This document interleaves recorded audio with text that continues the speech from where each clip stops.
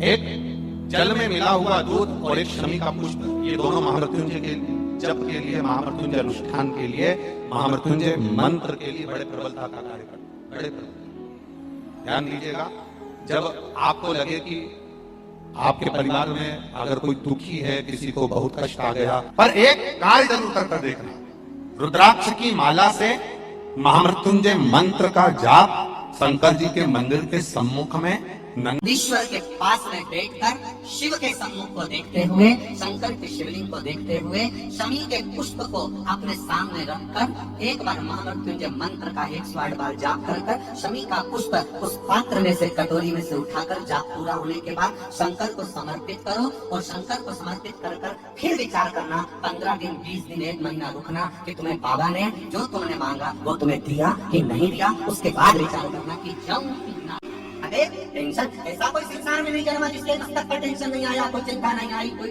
चिंता सम्मुख में नहीं पहुंची, ऐसा कोई जन्मा नहीं।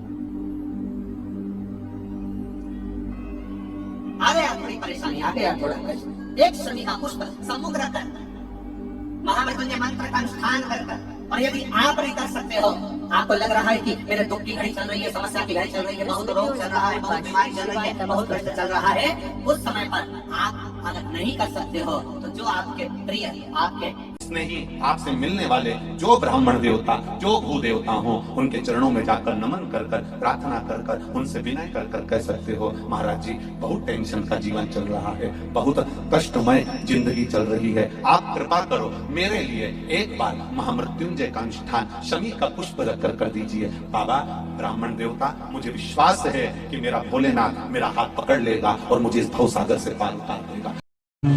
अधिक फल आपको प्रदान करेगी, सुख का अनुभव कराएगी, आपके जीवन का कल्याण करेगी। और निवेदन, सोमवती अमावस्या हमारे जीवन को फलित करने वाली है, सुख देने वाली, आनंद देने वाली, हम उसका लाभ अवश्य लें।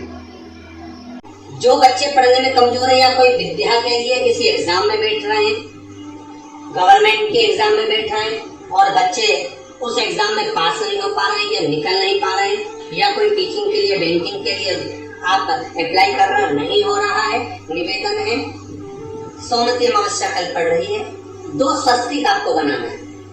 कितने स्वस्तिक बनाना है? 2 स्वस्तिक। एक स्वस्तिक कुंकू का पीपल के पेड़ पर बनाना है। पीपल के पेड़ पर बनाने के बाद में जमीन पर, भूमि पर एक घी का दिया लगाना है। दूसरा स्वस्तिक शंकर के मंदिर की चौखट पर आपको बनाना है, किसी भी एक साइड में, चाहे राइट में बना लें चाहे लेफ्ट में बना लें। शंकर के मंदिर पर जो स्वस्तिक बनाओगे वो पहले पीपल के वृक्ष के बनाना है। पीपल के वृक्ष के बनाने के बाद में शंकर के मंदिर में शाम के समय आप जाकर स्वस्तिक बना सकते हैं। दोपहर से लेकर शाम तक कभी भी स्वस्तिक बनाएं और एक घी का दिया वहां रखता है। बस इतना याद रखना, पीपल के पेड़ के नीचे जो स्वस्तिक बनाओगे वहां जो घी का दिया लगेगा उसमें गोल बत्ती लगेगी, फूल बत्ती लगेगी। शिव मंदिर की चौखट पर जो दिया लगाओगे उसमें 2 बत्ती लगेगी, लंबी वाली, लंबी बत्ती 2 लगेगी घी की, वो बत्ती आपको शंकर के मंदिर पे दिया कहाँ रखना है? जहाँ स्वस्तिक बनाओगे उसी के ऊपर 2 बत्ती का दिया लगाओगे। उस समय पर दिए का जो बत्ती है उसका मुख अपनी ओर होना चाहिए और भगवान शंकर की चौखट पर प्रणाम कर कर, निवेदन कर कर, नमन कर कर आप आइए। आपके जीवन में सफलता प्राप्त होगी। आप जिस चीज की कोचिंग कर रहे हो, जिस चीज में उतरना चाहते हो, आपको वह फल प्राप्त होगा। जिसके घर में क्लेश बहुत मचा हुआ है, या कोई पैसा खाकर चले गया, धन नहीं दे रहा, रुपया नहीं दे रहा और बहुत मशक्कत कर लिए, हाथ जोड़ लिया, पांव पड़ लिया, रुपया नहीं दे रहा, तो काली तिल्ली को पानी में गला दीजिए और पानी में गलाकर उसको सुबह पीस लीजिए। सोमवती अमावस्या के दिन सुबह पीस लो। पीस कर कटोरी में उसमें पीला चंदन मिला लीजिए, उसको लेकर जाइए। 1 लोटे में दूध और जल लेकर जाइए, 5 बेलपत्र लेकर जाइए। शंकर के मंदिर में पहुंचिए। शंकर जी के शिवलिंग को, वो जो तिल आपने पीसी है उस तिल को आप मिक्सर में मत पीसना, हाथ में कूटी, हाथ से कूटिए या कोई बेलन से या कोई वस्तु से उसको पीसिए और पीस कर उसका उत्तन तैयार करिए। उसमें चंदन मिलाकर शंकर के शिवलिंग को समर्पित करिए, शंकर के शिवलिंग को लगाइए। केवल शिवलिंग को ही नहीं, भगवान शंकर की संपूर्ण जलाधारी पर, जहां शंकर भगवान की बेटी अशोक सुंदरी है, कार्तिकेय जी हैं, गणेश जी हैं, उस पूरे जलाधारी में जहां पार्वती मैया भी विराजमान है, पूरी जलाधारी को समर्पित करिए। समर्पित कर कर त्रिपुंड लगाइए, अपनी 3 उंगलियां उसी चंदन पर फेर दीजिए। फेर कर अपनी कामना कर कर बेलपत्र चढ़ा दीजिए। 5 या 7 बेलपत्र आपके भाव से आप शिव को समर्पित कर दीजिए।